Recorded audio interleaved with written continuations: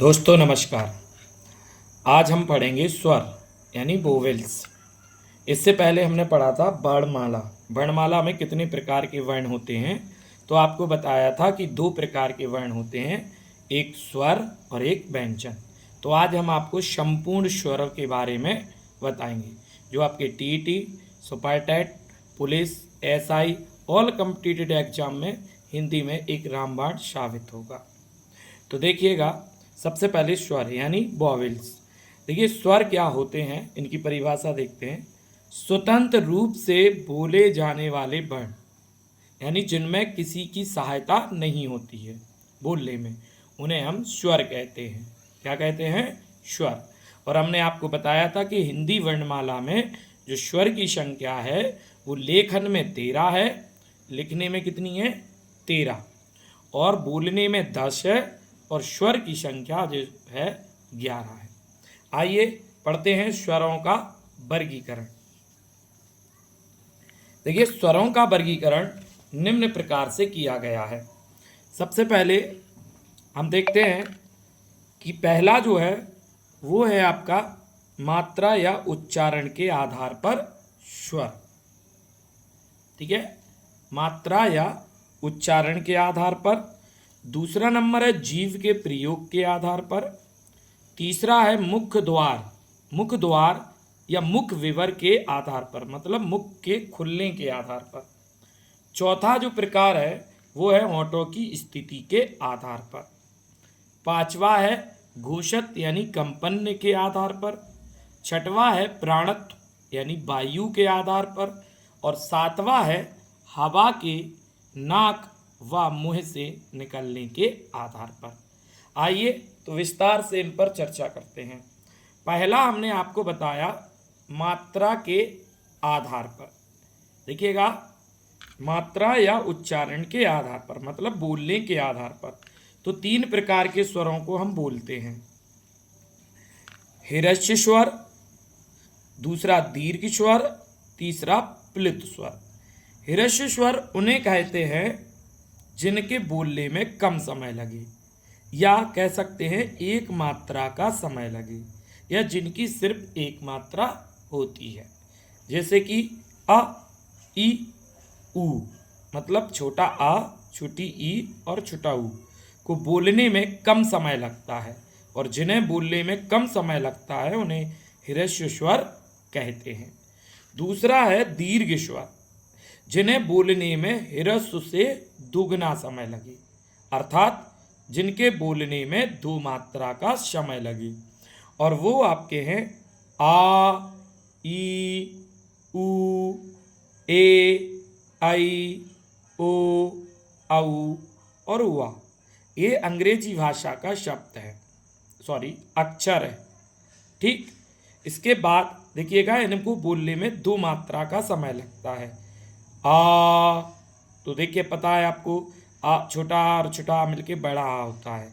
ई, ऐसे उ, ए, आई, ओ, औ, उआ। इनको बोलने में हिरस्व स्वर से दुगना समय लगता है। इसके बाद आता है एक प्लुत स्वर। देखिएगा, प्लुत स्वर तीसरा मात्रा या उच्चारण के आधार पर। इसके बोलने में हिरस्व स्वर से 3 गुना समय लगता है। कितना? 3 गुना। और इसके लिए आपको देखें कि ये एस तरीके का सिंबल होता है, और इसमें जो है इसको 3 बार एस ना बनाकर जो हिंदी गिनती का त्रिका 3 है उसको बना दिया जाता है। जैसे देखिए एक एग्जाम्पल है, ओ फिर त्रिके 3 बना है, फिर माँ बना है। इसका मतलब है ओ का साउंड हमको खींचना है 3 बार, ओम।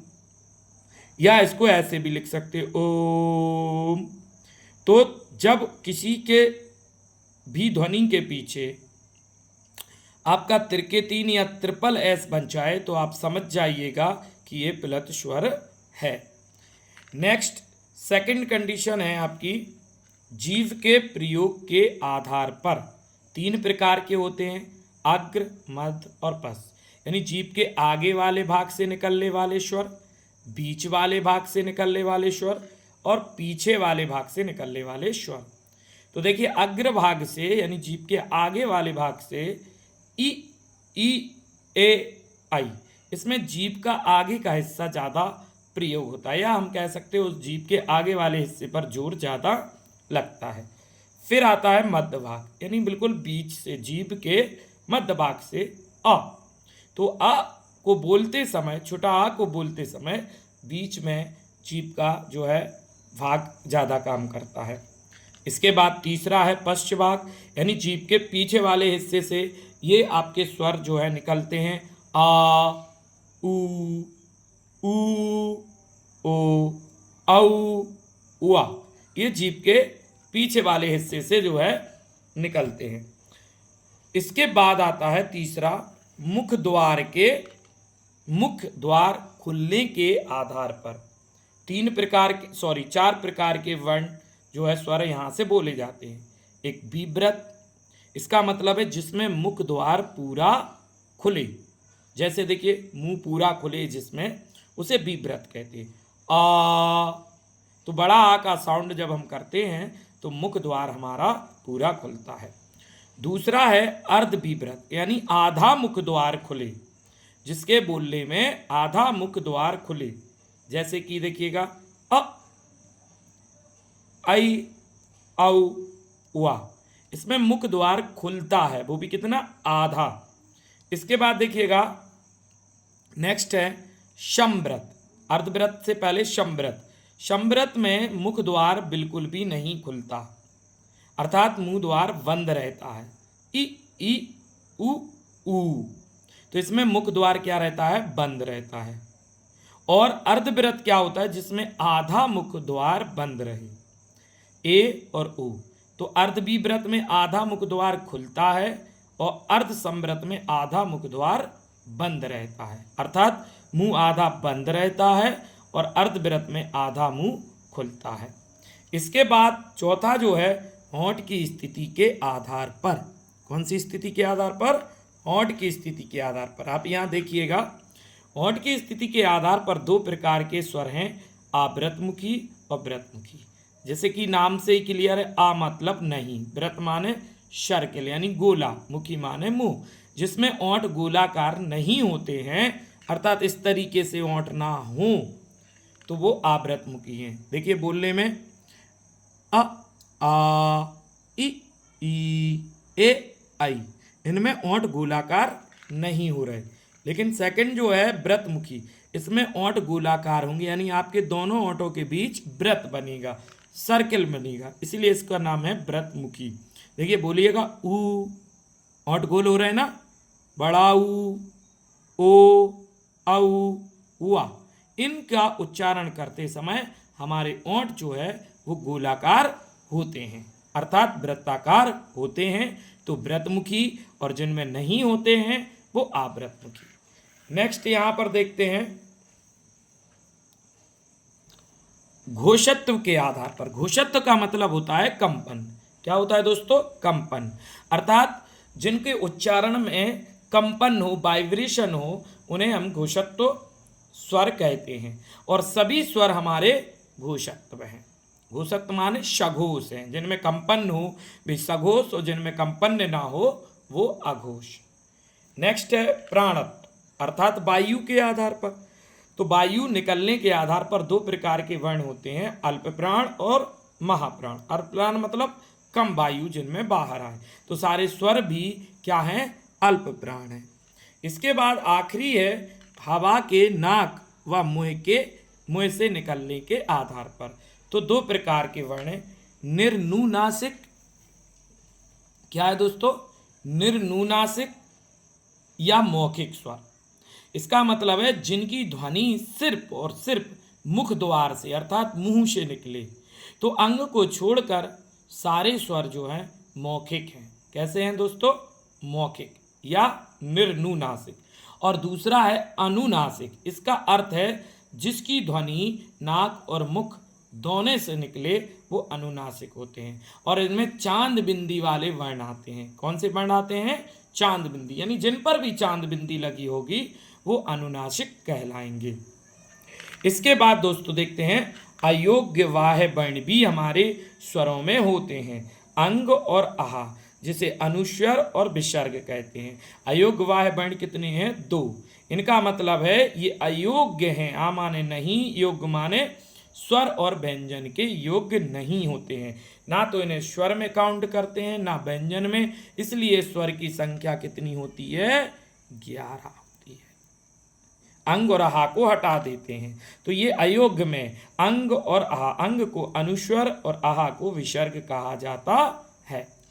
इसके बाद दोस्तों देखिएगा स्वरों का उच्चारण स्थान। स्वरों का उच्चारण स्थान हम देखते हैं तो स्वर के भी मुख्य द्वार में, मुख में कई स्थान होते हैं। जैसे कंठ, कंठ से अ, आ, आहा निकलता है। छोटा आ, बड़ा आ और आहा कहाँ से उच्चारित होता है? कंठ से। तालु में बड़ी ई और छोटी ई का उच्चारण होता है। कंठ के नीचे का हिस्सा तालु होता है। फिर ओष्ठ यानी ओंठों का इस्तेमाल करके इनको बोलते हैं उ, ऊ। अभी बताया था ना कि ओंठ गोल हो जाते हैं इसमें। इसके बाद देखिएगा कंठ और तालु, यानी कंठ और तालु जिसमें दोनों में इस्तेमाल होता है ए और आई। आप ऐसे भी समझ सकते हैं कि देखिएगा ए जो बनता है वो आ के साथ ई आ जाता है, तब क्या बनता दोस्तों? ए बनता है। तो आ का उच्चारण कंठ है और ई का उच्चारण तालु, दोनों को मिलाकर बना कंठ तालु, इसलिए ए जो है वो कंठ और तालु से बोला जाता है। आई भी इसी तरीके से कंठ ओष्ठ ओ और औ से बोला जाता है। ओ और औ और वा कंठ और ओष्ठ से बोले जाते हैं। मूर्धा से रीढ़ ऋषि का, मूर्धा क्या होता है? जीभ जब आपके ऊपर वाले, मुख के ऊपर वाले भाग को स्पर्श करती है तो उस भाग को मूर्धा कहते हैं। नासिका यानी नाक, नाक से सिर्फ अंग का उच्चारण होता है। कहाँ का? अंग का। दोस्तों एक नोट देखिएगा, आपकी वर्णमाला में एक शहीद वर्ण भी बोला जाता है आ। शहीद वर्ण, इस वर्ण का उच्चारण हर व्यंजन के साथ होता है लेकिन ये नजर नहीं आता, इसलिए इसको शहीद वर्ण भी कहते हैं। दोस्तों नमस्कार। अगर वीडियो अच्छी लगी हो तो आप इसको लाइक करें, सब्सक्राइब करें और घंटी जरूर बजा दें, जिससे नए वीडियो आएंगे तो आपको तुरंत पता चल जाएगा। नमस्कार दोस्तों।